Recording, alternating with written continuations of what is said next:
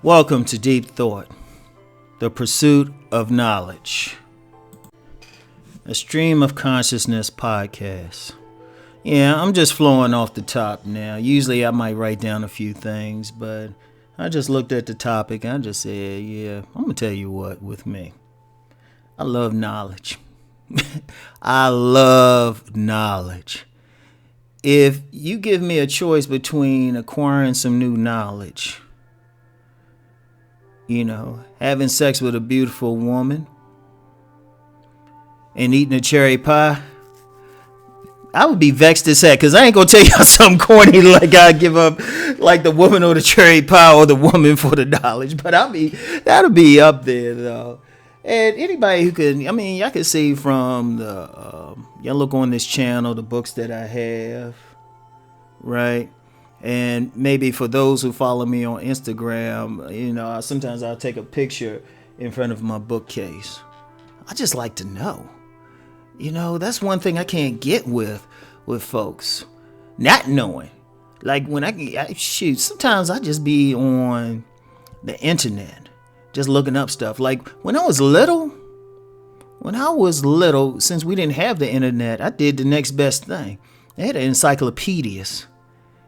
Right, I would just sit there and just go through the encyclopedias. My grandmother bought me an encyclopedia.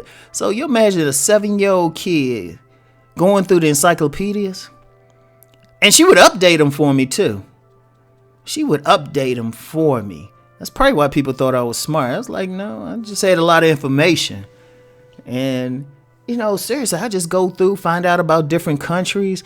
That was the old internet. You find out about countries. And, as I got older, Rom kept the library card. And then, my favorite place, I really got into publishing because I would spend a significant amount of my free time in a bookstore. I would even take dates to a bookstore. And I would try to find out. And, I would take a date. And if the woman wasn't getting with books, period, I was like, man, damn. She was cute too. Damn, I can't mess with her. Because that's me, seriously. If I had my druthers, honestly, people always ask you, that's the rhetorical question. If you had $1 million, like if I won that Powerball, what would you do? What would you really do?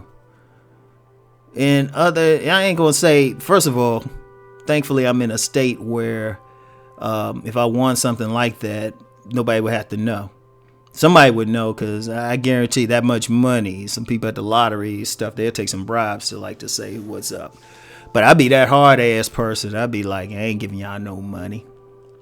I ain't giving up no money. Pay my bills off. Maybe buy some land somewhere, buy an island somewhere. Be like, forget y'all. Bye. It's like buy an island somewhere, have a house built on it. But most of the house is just books.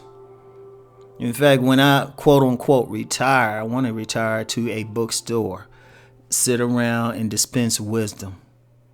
But I just love it. I love knowledge. It could be through books, magazines. I got a whole stacks of magazines. Like, here, I had to stop that though. I had to stop that. I could afford them, but they started to pile up, and I got to go through these magazines now, see if there's any articles in there I really, really want to keep. But that's because I want to know stuff, right? And I was going to say, I mentioned earlier about the library. That's the beauty of a library. You can find out anything. I learned stuff about economics just going to the library. Never took an economics course. But that's the thing. And I'm not saying that's not everybody's mission. One thing about me, because I've talked about the house of the man, one of my archetypes online is the eagle, and the eagle wants information in order to make decisions. Information, they say knowledge is power, but it's more accurate to say information is power. If you have the information, you can make the right moves, you can do the right things, right? The information that becomes the fuel for power. It becomes the knowledge. Like once you study the information, it becomes a knowledge, then it becomes the power. right? And I know I'm just rambling here, but I told y'all stream of consciousness. But I just love it. I love figuring out stuff. I love learning new stuff. If a woman want to get my attention and stuff, show me something new. Tell me some new stuff. I know some ladies listening. Y'all want a guy to tell y'all some new stuff. Oh, and there's some stuff there for men who want to get with women. Despite many men thinking women just want some dumb dudes, really, a man that can impart some knowledge to a woman can stimulate her mind. Like a mentally stimulating mind on a man is like a big butt on a woman to a man. Let me explain. Y'all know the saying I always say, a man makes love to a woman's body, but a woman makes love to a man's mind. At the end of the day, despite looks, money, whatever, if a man has that type of thought process that can truly stimulate a woman, once he's talking with her, he can get her, and she might overlook some things. If he truly has that. Now, some guys think they're smart, and they're really not. They're not stimulating. They're not stimulating at all. They might have some academic degree or something, but they're really not stimulating. They're not really thinking. But seriously, that turns on most women. That turns on most women, like a truly creative intellect. Or you can impart some knowledge to her that she don't know about. I remember I saw this article back in the day when Essence had talked about the thug thing, and a couple of women said, yeah, he was a thug, but then when he opened his mouth and started talking about some things, just about life and everything, that's knowledge. If you got some knowledge, because knowledge ain't just what you have in books, even though I've talked a lot about books. But knowledge just comes from living.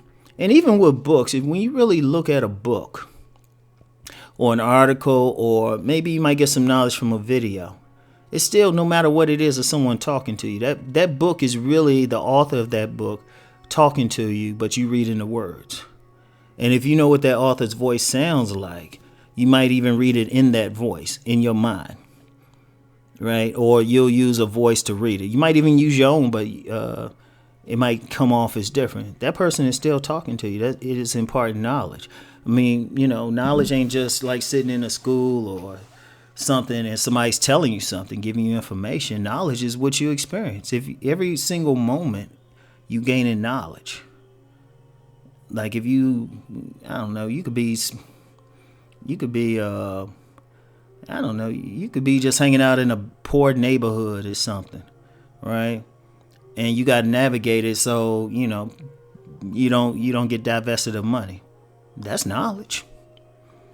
Or what some smart people would call street smart. That's still knowledge. It's valuable because it's keeping you from getting robbed or whatever else can happen to you there. Right? Very important. Very important. And it's like you always want to learn stuff. Like I've talked about recently about getting a personal trainer a few weeks ago. Right? And all she did was just give me some basic stuff to deal with. I might get some more training sessions from her next month. But the thing is, she gave me some knowledge that I didn't already have. So she had me doing things I've never done, even though I've been working out for more than 30 years. She gave me some exercises I've never done, and even perspectives. Right? That's knowledge. I love that. I love to learn. Right? And like I said, it's more about me than y'all. I'm not going to tell. Now, I've done a video where I say every man should master a body of knowledge, really a woman as well. But, I'm just saying this is what I do. I want to know. Like, even though I talk about relationships, I still watch other videos to see what they're talking about. Even if I don't necessarily agree, it's not about agreeing, but it's knowing that other perspective. Because there's times I would get another perspective on something that disagreed with what I was thinking, but I would keep it in the back of my mind, and then it was just like, oh, you know what? They making some sense. So that pursuit, that's an everyday thing. That's constant. In fact, if I go a week without learning something new, I'm gonna say a week, because some days you other stuff come in, you just need to sleep, or some days you might just like, I don't feel like filling my head with anything now. I just want to do something stupid, watch a stupid show, right? But if I go a week without knowing anything, I feel like some type of way, or learning anything new. You know, I might just, you know what? I might just break out my smartphone if I'm at my computer, break that out and just look up something random.